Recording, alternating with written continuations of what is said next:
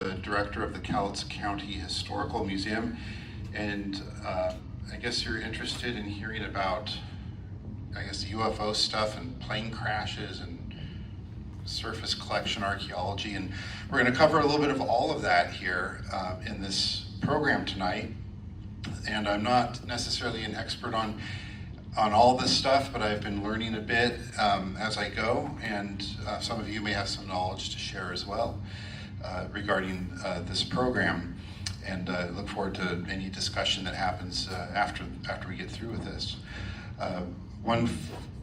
Two quick announcements. One of them is on November 2nd is our annual membership meeting, and so that is on a Sunday at noon. We will have our Mexican party platter lunch and a program with Debbie Ethel, who is just wrote a book called Elephant Mountain, which is about a person who had elephants over in Woodland.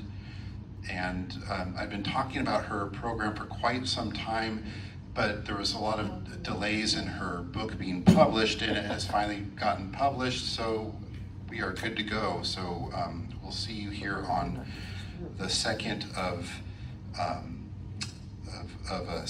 November, which is Sunday.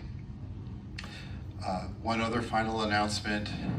Actually, I just want to give some kudos to our wonderful staff here, to Danielle Robbins and Joanna Rowland, who helped manage this tech issue that happened about 35 minutes ago, where I thought I could easily transfer the PowerPoint presentation from my computer to the laptop so it could be on the screen.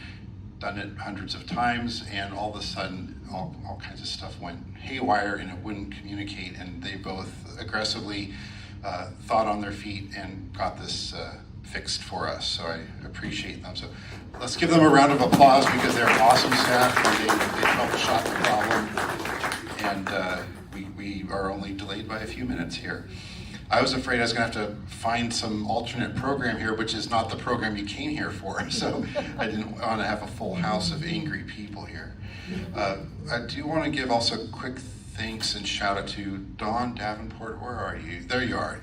He loaned me this book about the topic that we'll be talking about tonight, and I had a chance to quickly breeze through it in the last 36 hours, and I pulled some information from the book and put it in here into the program. You can find it on Amazon. It's about $20, and it has a lot of details about the Maury Island Incident that we're here to go over tonight. So without further ado, let's go ahead and start with the program here. So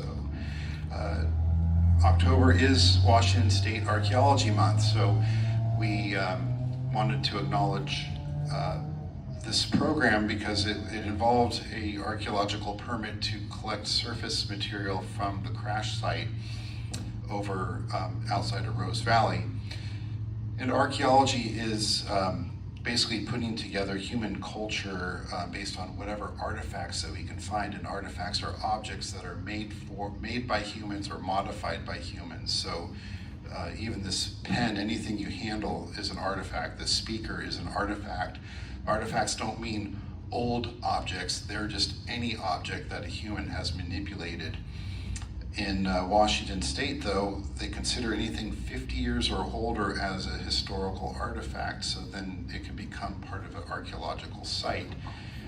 That's a fairly low threshold, but out here in Western states and in the United States of America, we tend to have variations between 50 and 100 years determine something to be a historical archaeological site. So your classic car parked in your garage could be a historical artifact now. In Europe, though, they'll consider things that are 200 years old as just junk. And anybody who's been to Europe, you walk by old Roman ruins and things like that, they see that stuff every day. So, archaeology, of course, you have your traditional, I need the laser pointer. Danielle, can you grab the laser pointer for me, which is in the closet, I believe. Traditionally you see people in a pit digging, but there's grave archaeology, there's maritime archaeology shown here. These are some posters from past archaeological months. urban archaeology. Some archaeologists dig through rubbish heaps because you can learn a lot about people digging through their trash, just as if you do somebody's tax return, you know pretty much what they've been up to, where they've been following. You just follow the money, you see where they're spending there we go, where they spend their money and how they're living their lives. Interestingly enough, I'm a subscriber to National Geographic magazine, and there was an article about space archaeology, and there's a whole bunch of early space satellites that were launched in the very late 1950s and early 1960s that are either still in orbit around Earth or they're in a solar orbit around the sun. And it's a short article, and I just put the cover here, so if you see this in the store, you might consider picking it up. And there's just about a 3-page or so article about various satellites that some people have an interest in. Maybe do we go up and grab them and bring them back down now that they've been up there for 65, 70 years. Okay, so we're here to talk about the B-25 bomber that crashed outside of Kelso. North American Aviation in Kansas City started manufacturing these B-25 medium bombers. In 1941, they are designed to carry about a 3,000-pound payload of bombs right here in their belly. Anybody ever been inside an old World War II bomber? Walked through one, maybe a static display at an air show? You see them in movies, and they look really big on the screen on the inside, but I kind of consider them as submarines of the sky because they're really tight inside. The width of this aircraft is not even as wide as a modern automobile. Like if you drove an SUV over here, it is probably wider than this aircraft. And the bomb bay was designed where you would actually have to, the people in the front, in order to get to the back, there was a little tunnel here, and you would climb through the tunnel to get to this back area, and then there was a gunner door on the side, on both sides, and then you can go further into the back to the tail gunner position. My grandfather flew these during World War II. This was the most common aircraft he flew in the Pacific Theater. Here's a schematic of the B-25. I found this and took this out into the field with us just in case we found anything that was large that we can match. We did not find anything large. Most of the stuff we found, in fact, what you see here on the table is the largest of the items that we found.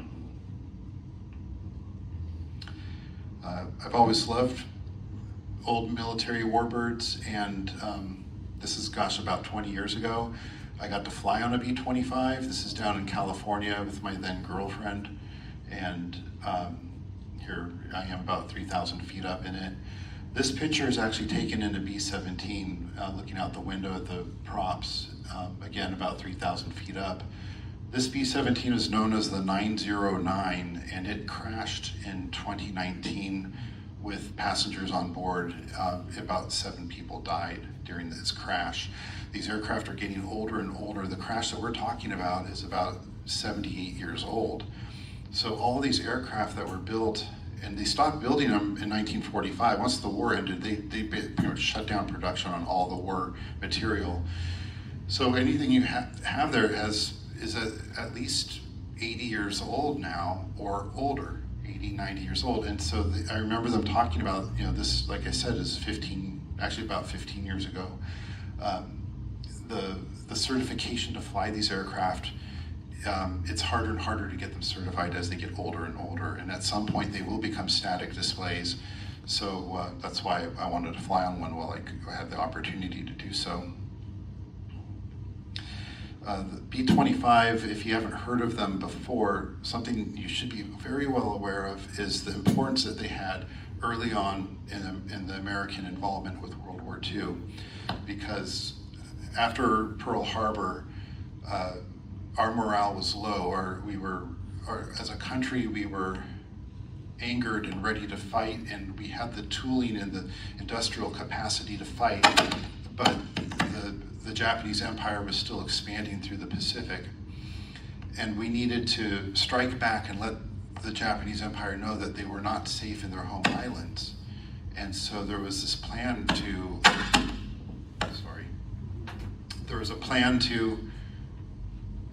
strike Tokyo, to let them know at least that we could hit them. And so the Jimmy Doolittle raid from April of 1942 was created, where we put 16 of these B-25 bombers, which were brand new bombers back then, onto an aircraft carrier. And I think it's just fantastic that we were able to pack them on and actually launch them off of an aircraft carrier. These are not lightweight fighters. And 16 of them went out over to Tokyo, and we had to launch earlier than planned because our fleet had been spotted. And so the original plan was to do a trip out and then land in China, but they went out and crashed in the sea, crashed in China. One of them, I think, made it to the Soviet Union. There was only one aircraft that survived. I think it's the one that made it to the Soviet Union. So it was a one-way mission for these pilots. So I just wanted to just remind everybody, when you say B-25, think about that Doolittle raid and the boost of morale that it gave to the Americans early on in the war when it was most needed.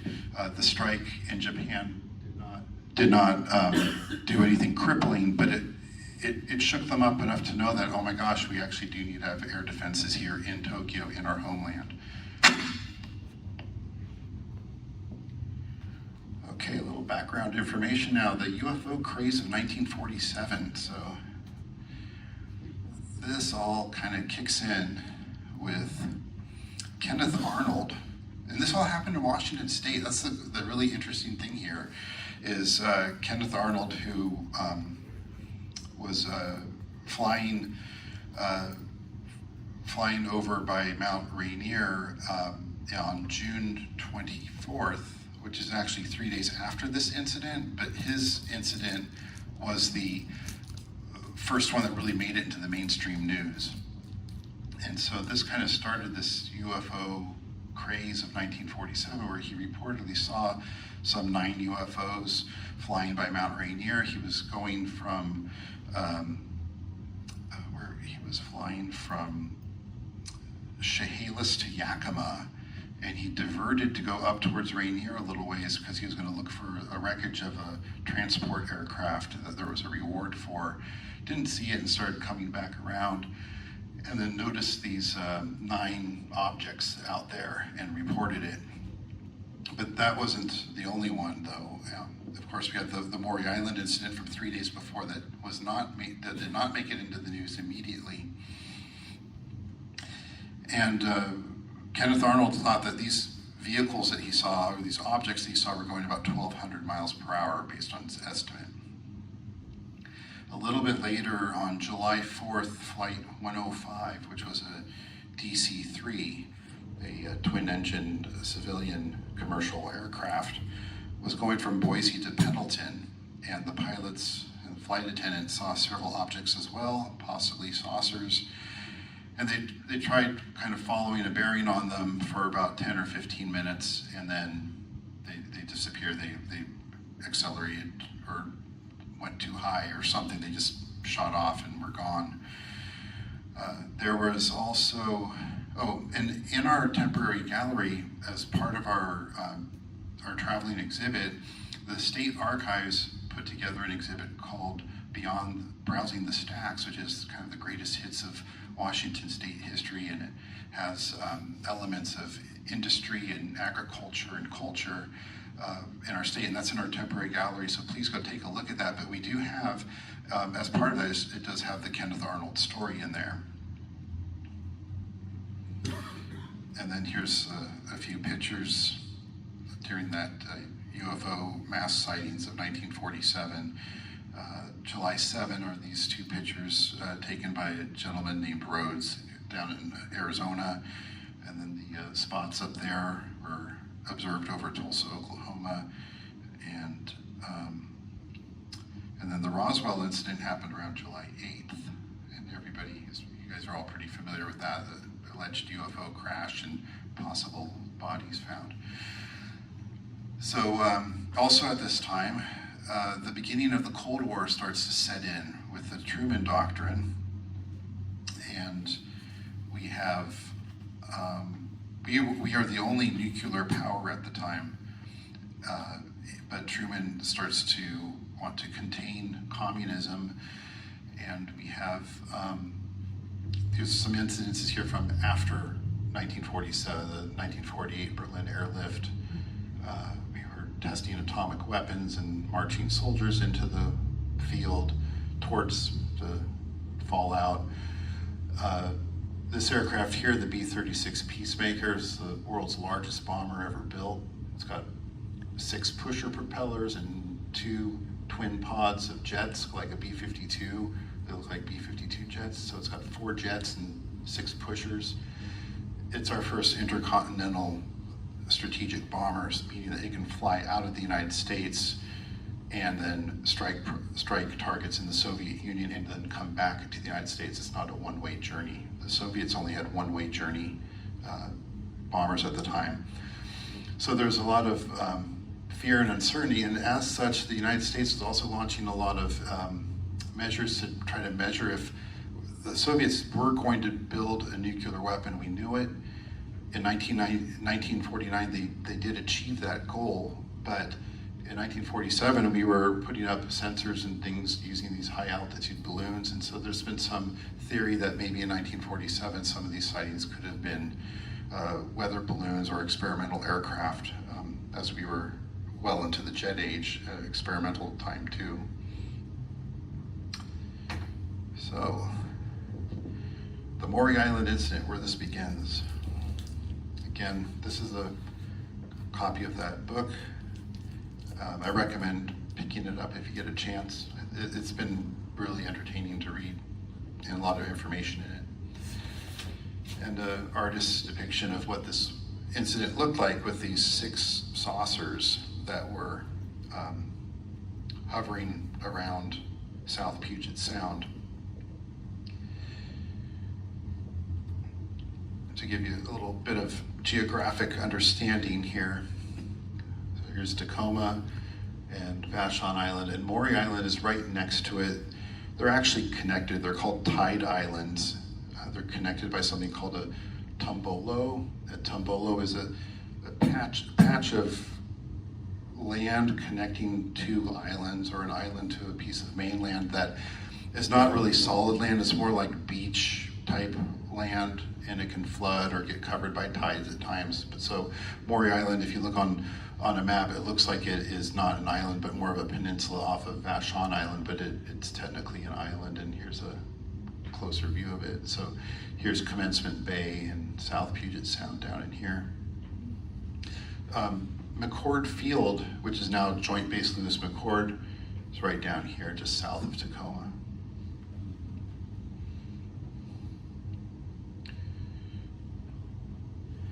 So what happened here, Harold Dahl, who was operating a vessel, was doing what he called a patrol. They would go out and look for, I guess, derelict logs that logging companies would float through, and sometimes the logs would come loose. If they were marked, you can get a reward for the logs. So he was out there just patrolling around with this vessel with a couple crewmen, his son, and their dog. And he claims to have seen 6 donut-shaped flying objects flying overhead. He saw, according to his words in the book, one of them started descending in altitude. They were about 2,000 feet up, and one started descending. The other 5 were kind of hovering around it and descending 50 feet, 100 feet above it as it was going down. It seemed to have some kind of mechanical problem and started it stopped about 500 feet directly above the boat, and they were really close to the island, and it started dumping material out. And the material was described as if thousands and thousands of newspapers were coming out of the center of the disc, and then followed by that, some very hot black lava-like rock started dumping out and into the water, and when it hit the water, steam would rise. The boat was hit, and some of it went onto the beach too, and the dog was apparently killed by the impacts of this material, and Dahl's son was injured. And so his son was taken to the hospital in Tacoma upon returning. they gathered what they could of these hot rocks and newspaper-like material. The newspaper-like material turned out to be some kind of a very thin metal. And they estimated about 20 tons of material may have hit the beach at Maury Island. And the Maury Island, the boat, and the water.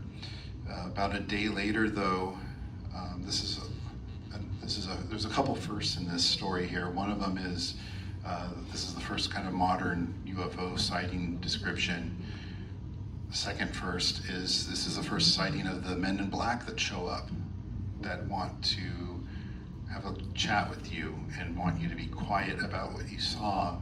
And so this whole idea of these men in black clad suits coming around, that starts with this story here. The third one is the first crash of the United States Air Force, which I'll get into when we get more into the crash of the aircraft.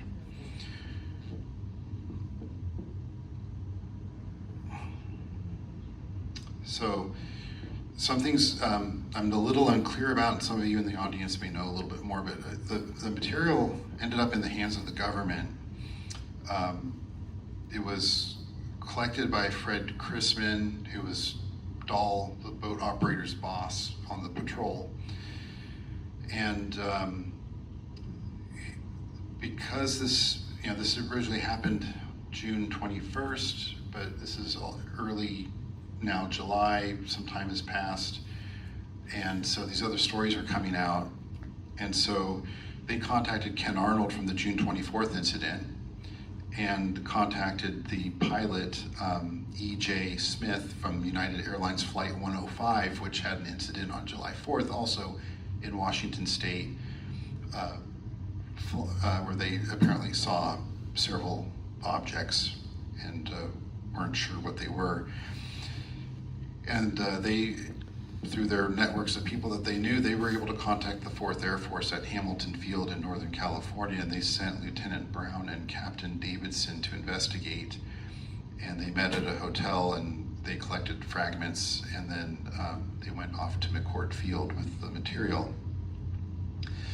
Some theories to explain this situation of the dropped material and what it could have been, which I found in this book, which I thought was an interesting one, is that it could have been actually a cover-up story, because Hanford Nuclear Site was enriching uranium and creating nuclear waste, and these are the early days of all this plutonium and uranium enrichment, and they need to get rid of it. And back in the 40s, people would just take stuff to the lake and dump it, or take it to the river and dump it. This was a common thing that was done. So one of the theories was that the military may have been flying out into the Pacific Ocean and dumping this material that they didn't want anymore, and that perhaps one of the aircraft was having problems and had to dump its cargo prematurely into the Sound, and that this could have been such cargo.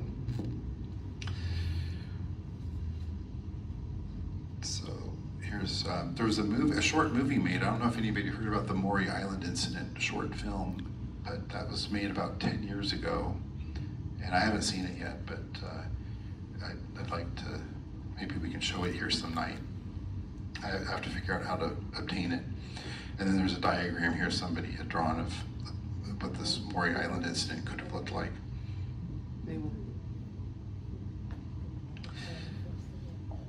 So the Washington State Senate actually did pass a resolution in 2017 acknowledging the Maury Island incident and the unusual circumstances around it. And if you go on the web, on Google, and look up Washington State Senate 2017 Maury Island Incident, you'll be able to pop this up. Resolution 6848. There's lots of resolution 6848s out there, by the way, but resolution 6848 from 2017 is what you're going to be looking for. And it kind of outlines all these different circumstances, including the pilots that died in the B-25 crash.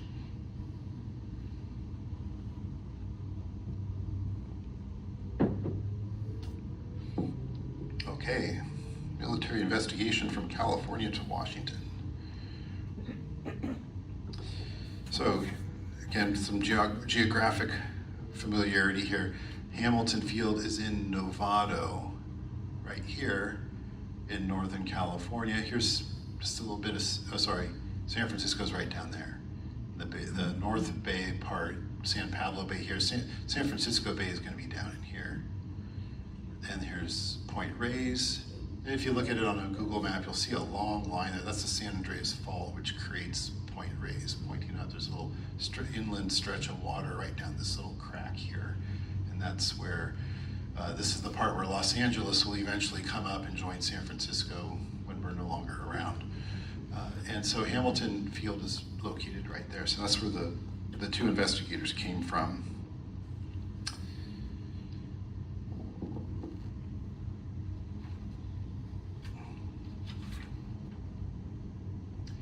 So Captain William Lee Davidson is on the left, and First Lieutenant Frank M. Brown is on the right. They were the two investigators, pilots that flew the B-25 up from Hamilton Field. And this crash, as I mentioned before, is the first United States Air Force crash. We had the United States Army Air Force before. And then on the 1st of August, 1947, the United States Air Force was separated from the United States Army and became its own entity. So this happened on Air Force Day. So they took the materials and got to their aircraft. The aircraft left on a nighttime flight, leaving at about 2:12 a.m. They departed McCord Field. And at 2:30 in the morning, a Kelso patrolman, John Walring, observed the bomber on fire and crash, and he observed the plane spiral into a dive. There were two other people on the aircraft too, Sergeant Elmer Taft and Sergeant Woodrow Matthews. Woodrow Matthews was the crew chief of the aircraft. He and Elmer Taft survived. In fact, here they are. And the interesting part is that Elmer Taft was just a passenger ferrying back to Texas. He was on getting his leave, and he was going to go back home to Texas, so he was just hitching a ride on the airplane. He had never flown in an aircraft before. And so Sergeant Matthews, the crew chief, set him up with a parachute and got him out the door, told him what to do and pull the ripcord and all that. So he's never used a parachute, never been on an airplane before, and he lands and is unharmed. He lands several miles from the crash site, and he had to cross about 200 yards of farmland and went to a farmhouse and retrieved help, where they took him into Kelso. Sergeant Woodrow Matthews, who was more experienced, was injured upon landing, and he had noticed sparks flying around the bomb bay before the crash, and he also saw the left engine on fire. And some accounts recall that there was a streak of fire coming off the engine when it was flying overhead over Kelso, and accounts that the wing had fallen off.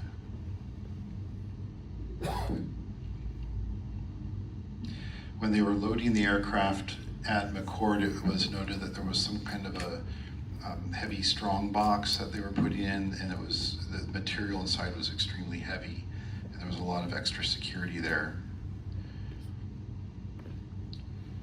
And here's a page from the Kelsonian Tribune, which we have right there that you can take a look at, and this is from August 7th, so it's 6 days later, so it's got actually some more information in there because some days had passed where they got, it has speculation on how the aircraft crashed or what caused the malfunction on it. So I have that open there that you can take a look at. But we also have in the Daily News here that 2 reported killed in the crack up on Goble Creek, and and there's a picture there on the front page of the wreck, and they make several references in multiple newspapers about the mysterious cargo, mysterious circumstances about what was on that aircraft.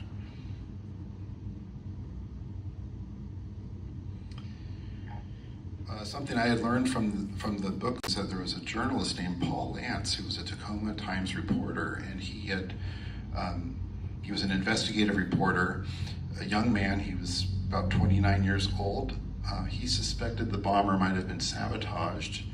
He interestingly died 6 months after the wreck. So that was just several circumstances that are unusual around this whole business with this crash. We have a few pictures from our archives I was able to find too. We have this first photograph is the Air Force crew that was sent to collect the wreckage of the downed B-25. Our information here says this is up by the Goble Creek area, up the Cowlitz River on August 1st. This is the secondary recovery effort in 1948. Photos of the crew standing outside their jeeps along the dirt road up the Cowlitz River. So after the plane crashed and they did the initial, investigations on it and all that, there was another effort made about a year later in 48 to actually remove most of the material. So most of the big stuff is gone. And Don, by the way, is in the audience here. His grandfather and his father were among the first people that arrived on scene and came across the left wing, I believe, on your way up to the crash site. It was laying up against a big fir tree, and the reports I've had is between 300 and 500 yards away from the main crash. So, and you were not around, but your father was 15 at the time. And so there's some written accounts from what he had seen.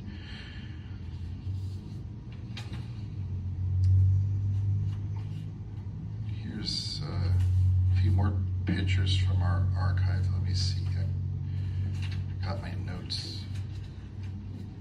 Things smashed.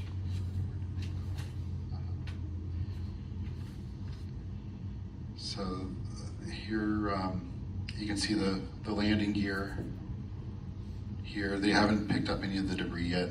I'm assuming all these light colored materials was the aluminum and bits from the airplane. And it crashed into 3 trees, like at the base of 3 trees. And then here, these are men hauling a water pump up the hill. It says here, crew bringing a water pump up to the site. Weyerhaeuser logging railroad tracks are in the background. The writing on the back of the picture says, pulling a water pump uphill to pump water out of the hole that the B-25 had left.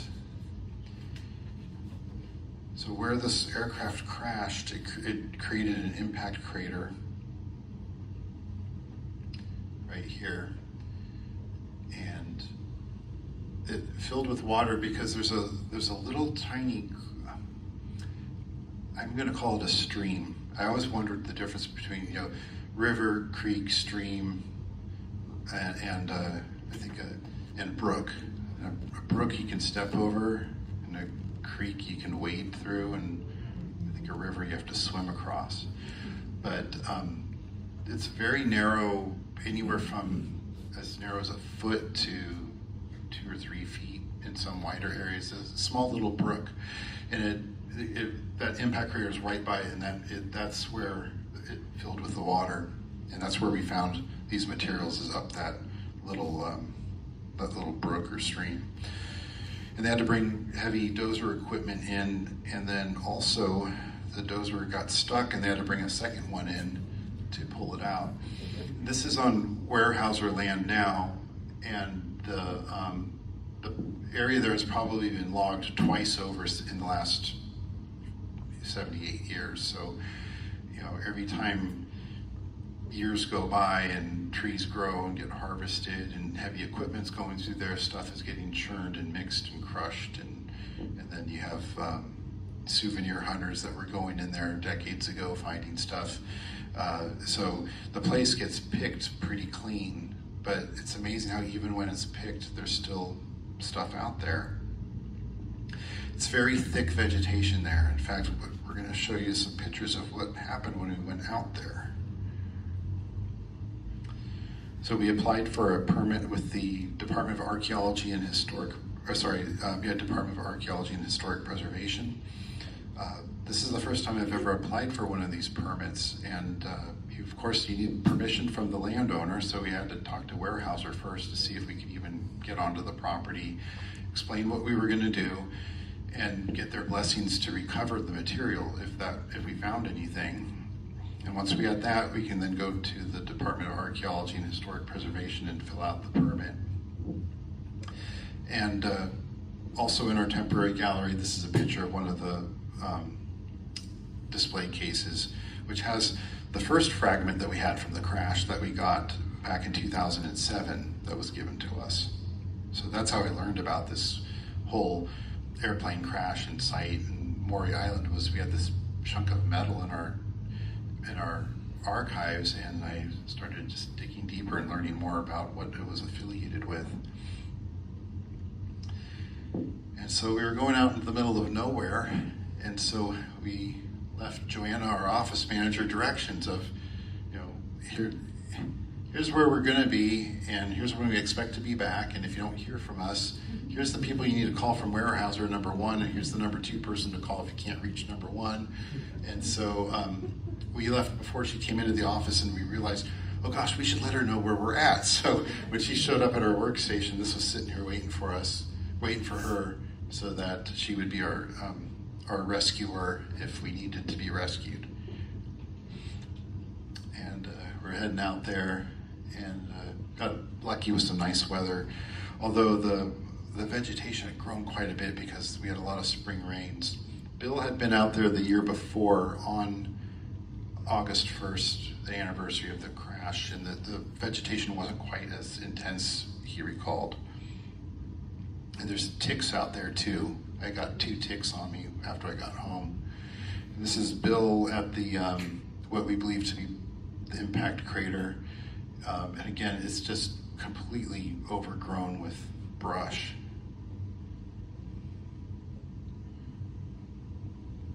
And then this is on our second expedition out 2 weeks later. Bill and I went out first, and then Bill, Danielle, me, and Maggie, Bill's wife, came out. And so there they are. And then that's a little bit of the water underneath part of the crater area. This tree is not the same tree that's in those black and white pictures. This is a much smaller tree. This one fell a lot later. So we really relied on a compass and a laser distance finder, and Public Works loaned these to us. And it was a little difficult trying to get the readings because, again, it was so thick out there that we'd try to shoot it at a tree and it would measure it, but then there was all kinds of foliage. So sometimes we had to take multiple measurements and get the closest that we could get using it. And Public Works loaned us both of these devices here. In fact, Chad from Public Works is here, right there in the back row, right?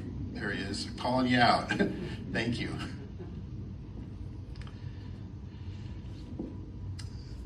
And the only map we really had was this 1948 map, or possibly 47 map, showing the crash site and basic information.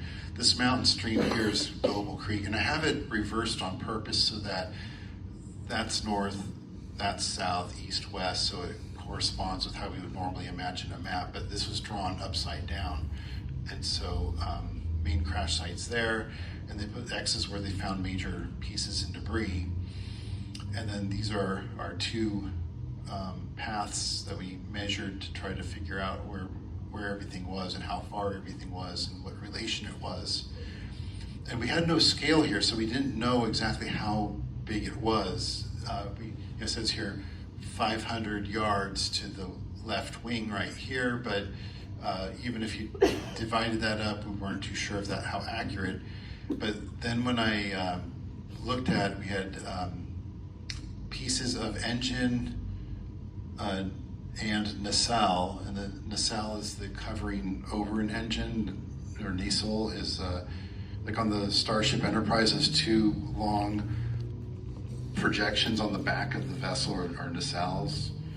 They cover and streamline an engine, and so that became kind of important because we found some debris. This is that other map superimposed to what I believe to be true scale.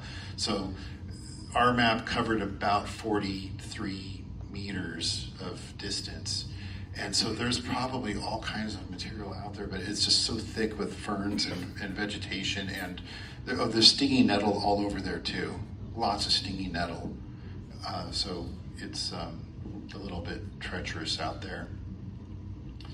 But that helped show that we were on the right track, because our map actually kind of corresponded with their map of debris and where we felt the stream was.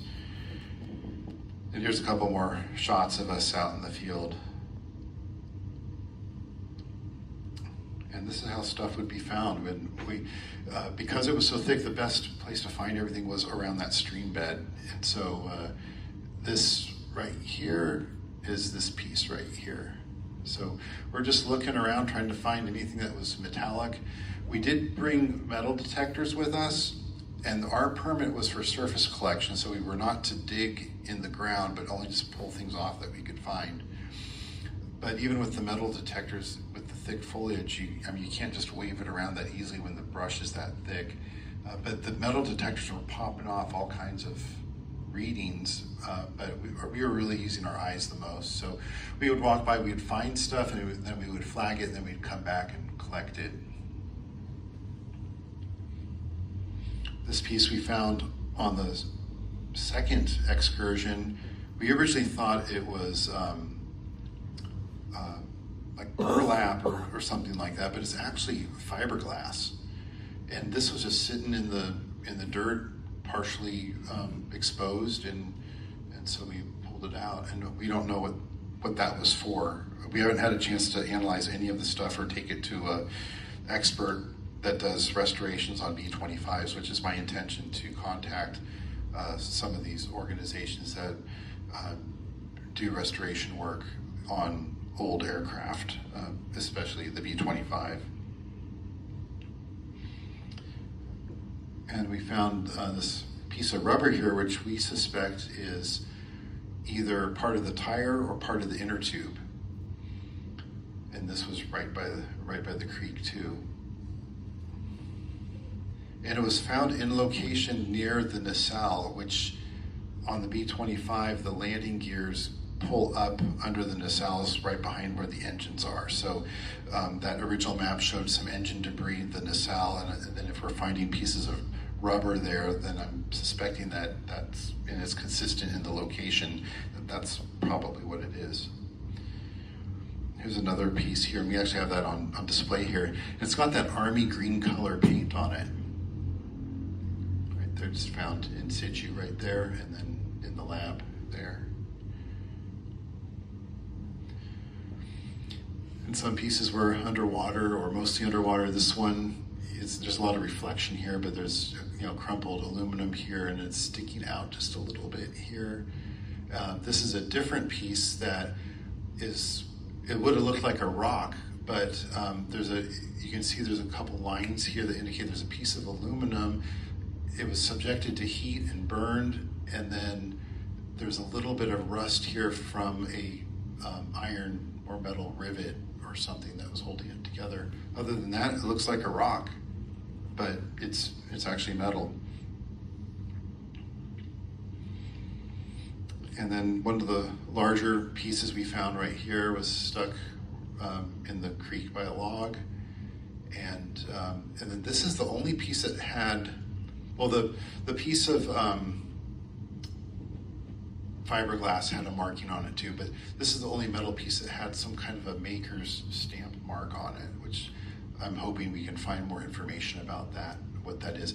And this piece too, I'm hoping we can find where this came from on the aircraft.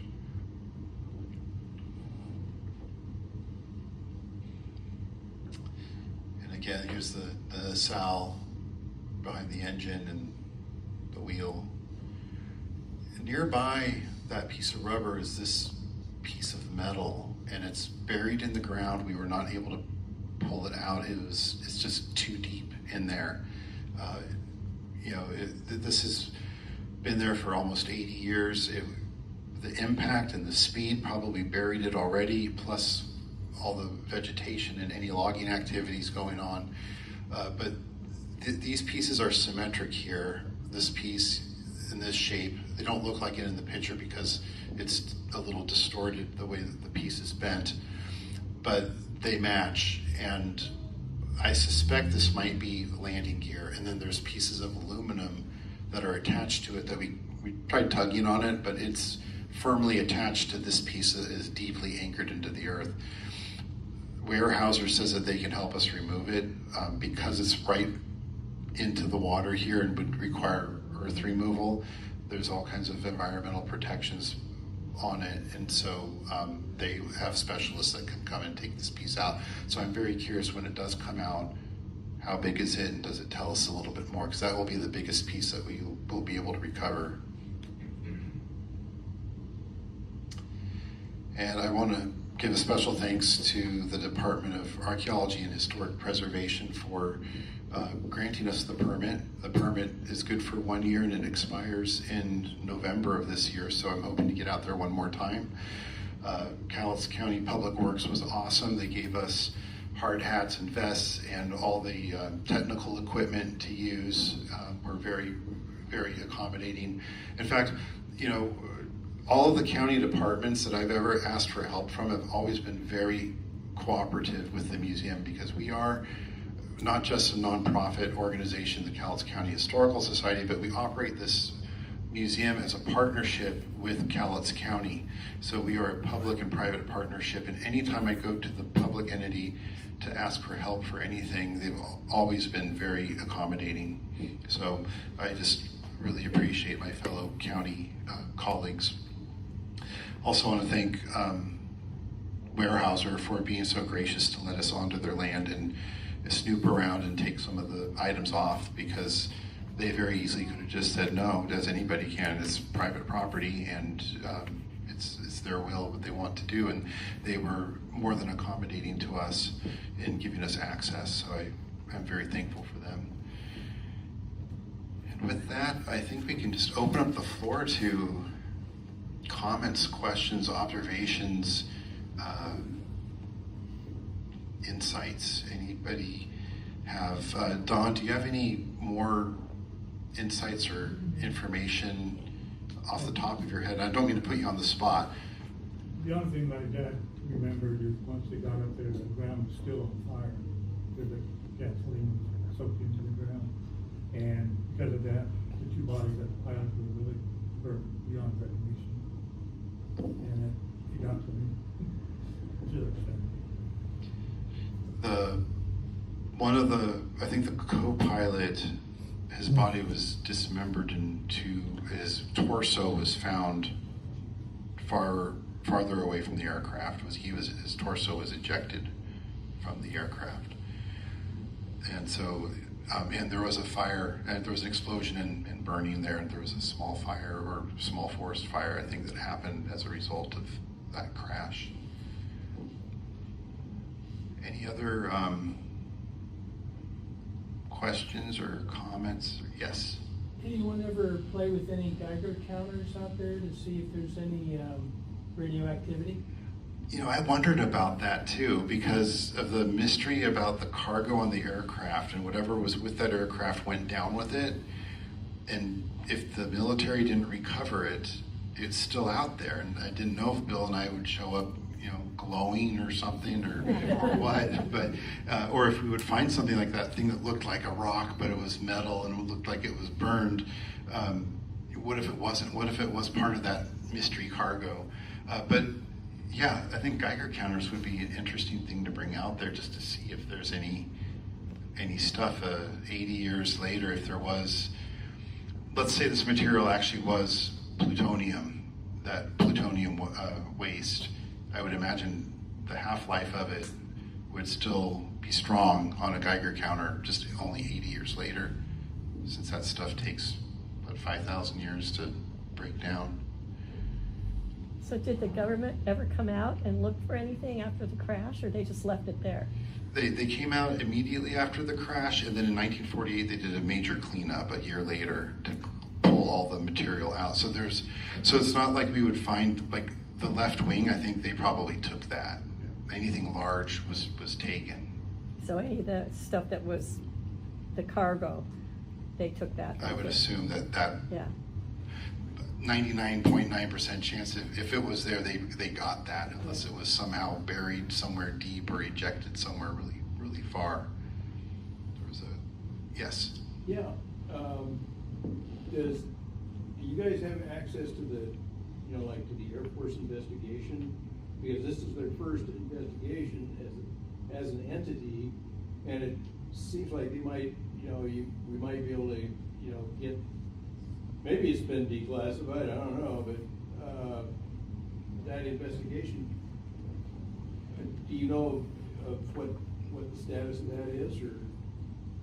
I actually, Harv, I actually thought about that too, because I did have to contact the Air Force because it was an Air Force bomber in U.S. property. Right. I had to notify them at least that what we were doing, and in my research of who do I notify, it was at Wright-Patterson Air Base was the place I had to contact, was where their archives were, but I never asked them further than just say, here's what we're doing. But I should follow up on that trail and call somebody and talk to them and say, who has all the Air Force records, because there's a crash, I want to get more information. If there's a transcript of this particular crash. I think there's a chapter in the book on that. They show part of the Air Force investigation. Okay, yeah.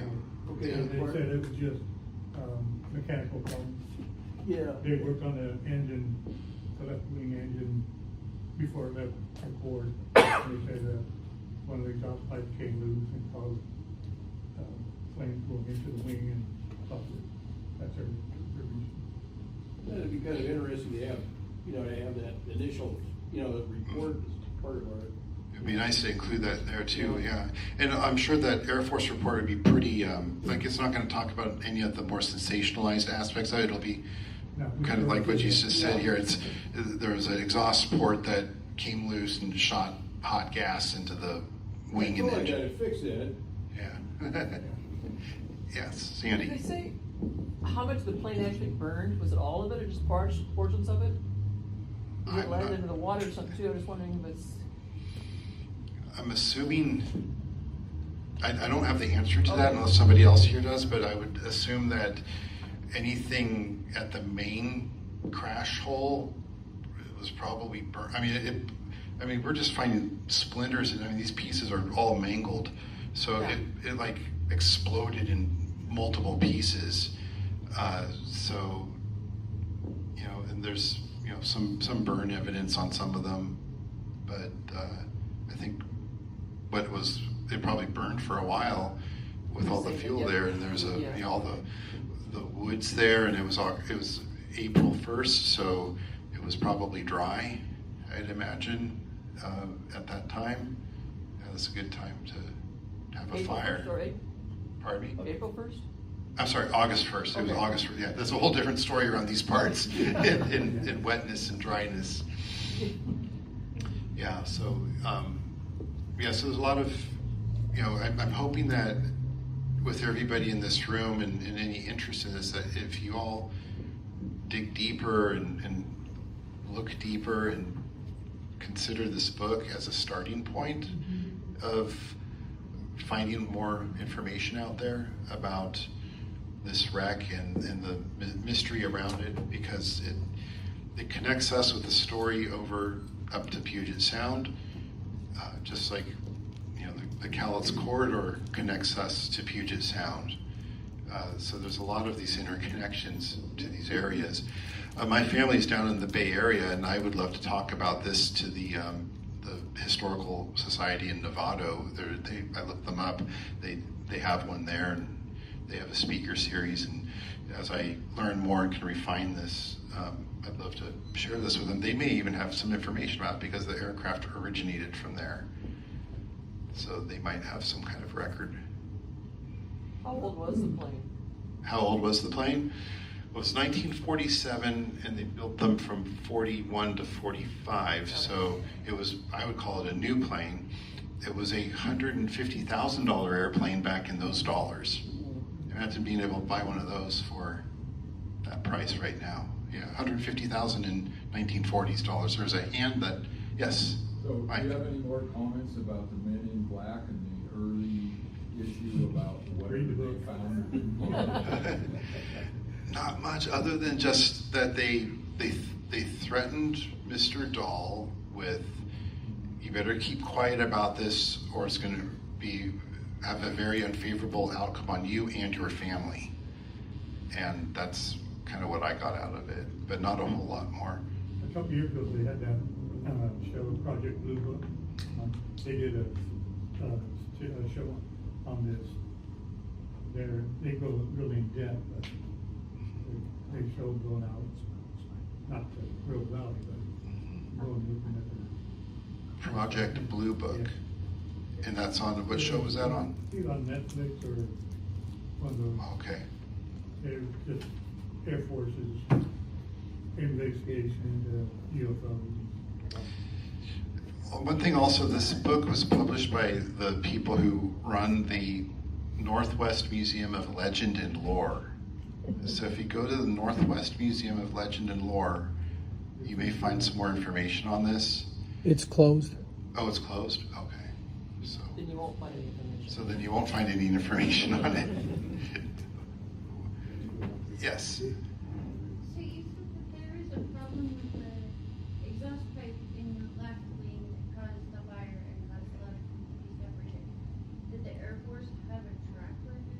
Because I know nowadays they keep records, like maintenance records and stuff. Did this airplane have a track record of being crud? From what I had read, that both engines were replaced on this aircraft prior to this event, like very soon prior, like an hour and a half of flight time were on these engines, brand new. And so I'm wondering too that if they were installed and they were that fresh, that new, that if there was a problem with it, the problem showed itself up pretty quick. Just like whenever I'm on a commercial flight going somewhere, once I'm after that 20-minute mark while we're in the air, I figure we've most likely passed the period of time when something's going to happen until we get close to landing. Because most of the time when there's an incident with an aircraft, it's when it's going up or coming down.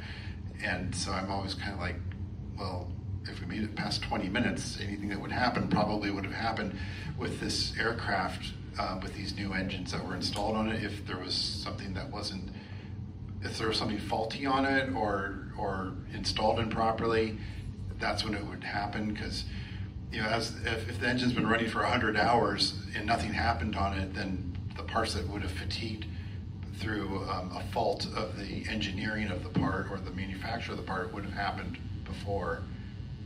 I'm guessing. I always trust things that have been flying a little bit longer. Like I don't like being on a brand new airplane. I don't want to be on a 30-year-old jet either, but a 10-year-old jet I think is good. Nice sweet spot. It's like you don't always want to buy the brand new model of car where they switch everything out and completely redesign. It's like, I don't know, let's wait until the next year and then we'll get it. So all the kinks get worked out. But I think those engines being so new and having been replaced may have played a role in that. Any other questions? Yes. So the two servicemen that were in that plane, were they targeted to be killed in that, or was that just, they were just part of the plot? I think if the plot of sabotage is a theory of going on, Yeah. I don't think the sabotage would have been to get the people piloting the aircraft more than to prevent the cargo from getting to where it needed to go. Okay. To cover up whatever was being covered up. So it didn't matter who the crew was on it, I'm assuming. I don't think it was like an angry ex-wife or somebody that, Right. did something, or somebody that had a fight with in the mess hall at the base that happened to be a mechanic that did something. Yeah. I will point out that the two pilots were more than pilots. They were Army A2 investigators. That's right. They were not just pilots. They weren't just ferrying the stuff back and forth. They were military investigators. They came up to investigate this account. So they were higher ranking, not just pilots. One of them had extensive World War II experience. Trained investigators. Hmm? Trained Trained investigators. investigators. Yes. Another good book about this, which I just started reading a couple days ago. Kenneth Arnold wrote a book in 1952 called The Way of the Saucers. And I just started reading it a couple days ago, and looking into the story, I saw this talk was being given here tonight. I was like, oh, that's very synchronistic. Yeah, its title is The Summer of the Saucers, I believe, which was carried over to cover the entire thousands of 1947 reports from coast to coast. Way of the Saucers or Summer of the Saucers? Summer of the Saucers is the book I have. Look for that book too. Yeah, as a period period piece too, because it was written in 1952. Yeah, and his granddaughter just republished it on Amazon. It's like $4 on Kindle.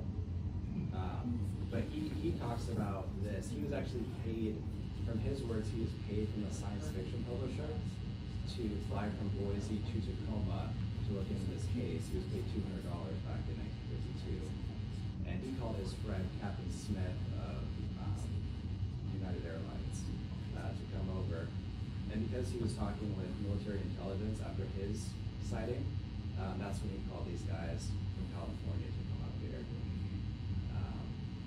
Yeah. It's just really a fascinating story how it all connects and the bizarre circumstances around this.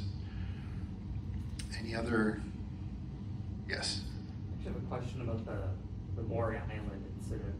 Were there any other known eyewitnesses that saw what happened other than the people on the boat? I'm not sure how far out you could see the boat, or I don't really know the geography of it. That was something I didn't ask that question when I was trying to find information on this, but it popped into my head, is that, okay, if 6 of these large discs are flying around by Maury Island, and you can see it clearly from Tacoma, and they're around that vessel, other vessels had to have been around there, other people had to have been around there to see it, unless there was cloud cover or something that could have prevented it. But I don't think there was any other documented eyewitness accounts other than the people on the boat. But that's a very good question, because you would think that something that big. He did say though that they made no sound and he couldn't see any sign of engine or means of propulsion on them, and that they were silent. So if people, that's a good one, because I don't know how many people lived in that area in 1947, but it was fairly populated back in those days too. What happened to the quote-unquote papers that fell into the water that they retrieved? What happened to those? The papers were, what they determined was, they thought it was a very thin, light-colored metal. Right, but where are they now? Probably on the water, on the floor of the commencement bay. They took some of those. They took obviously samples or whatever. Oh yeah. Were those what was on the plane? That's what I'm thinking, is that that's on the plane, but also if they took stuff off of the boat, and there was stuff on Maury Island, and there was also some accounts that the government had some fenced off areas on Maury Island that you couldn't go through, possibly because of whatever dropped there. But if you have your boat and you got stuff on it and you're going to show the government the stuff that you found, wouldn't you possibly have a little bit that you're kind of saving off to the side? Because I would. You know, I wouldn't show them everything I had. I'd say, here's a bunch of the stuff. Is that all you found? Yeah, that's all I found. So where's the stuff that he could have kept off to the side before the government took it? Unless he was scared not to talk about it. Yeah. Maybe it's in a shoebox in an attic in Tacoma somewhere. But that's a good question too, is where would all this material be if his whole deck, and if his boat was confiscated, is there any documentation of that or account of that? Did that vessel disappear after this? And that's not even covered in the book, is, you know, what happened to his vessel afterwards? Because I would think if a man in black showed up and they said, you're not going to talk about this to anybody, and here's $50,000 in cash, and by the way, your boat is being towed away right now out of the harbor. 80 years worth of scuba divers too. Has anybody found anything? I don't think so. I do know it's very murky down there. That whole Commencement Bay area and over by the Tacoma Narrows, it's extremely murky and very low visibility there. Do you think somebody in 80 years might have found something? A random tidbit, by the way, on the Tacoma Narrows, you know, the bridge that collapsed.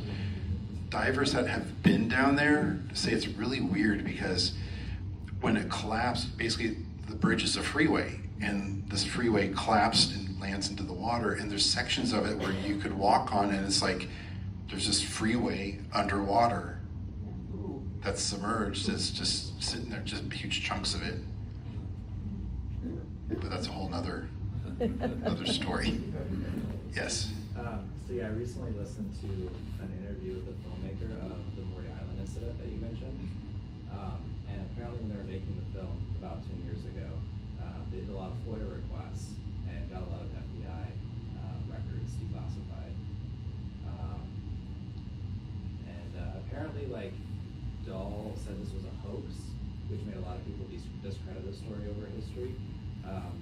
But the filmmaker was really interested in the story 2 years ago and made this film because he was led to believe in his investigation that he said it was a hoax to kind of make the problem go away. So apparently there's a lot of these FBI files out there that you can look for. I haven't looked for it yet. Is the producer of that film, are they Northwest oriented? Like, do they live? Yeah, he's an entertainment lawyer in, I think, near Seattle. Okay. Interesting to if I can contact him and see what information he has, because he's done a lot more research than I've been able to do to make that movie. I can give you his name. I just have to look on my phone. Oh, that'd be great. Yeah, that'd be wonderful. Yeah, I'd like to reach out to him. And there was a hand up in the back there. Yes. You briefly mentioned that, Hanford, right? Yes. Did the Air Force ever, like, investigate that as to, like, what the flying doohickeys were dropping all this stuff? Well, if the Air Force, I don't think so, because they may have wanted to keep it under wraps if it was an experimental aircraft, or if they were illegally dumping radioactive material into Puget Sound inadvertently. You would think that they would want to investigate, but if they were part of the problem, if that's what it was, then maybe not, especially if they're telling people to shut up about it. And if they investigated, it might be in like the other set of books that they have for public record, not the set that we get to look at. But that's, yeah. And the interesting thing too is I was looking at maps of UFO sightings in 1947, and they started up here in Washington, and they kind of tracked down towards New Mexico, most of them, and then they start going all over the country. But there's like this kind of an arc from New Mexico to Washington State, and you have, you know, Roswell down there and Hanford here, and so. Manhattan Project down there as well, in New Mexico. Manhattan. Yeah, that. Kind of interesting. Yeah, that's right. Yeah, because Los Alamos, New Mexico. what's the name of the Trinity Project and all that, yeah. So but those are all nuclear relations, Hanford and Los Alamos. Be interesting to look and see if there was anything in that time in Oak Ridge, Tennessee. That was like the third, like the triad, the three locations of Yeah. Yeah. Any other questions or comments?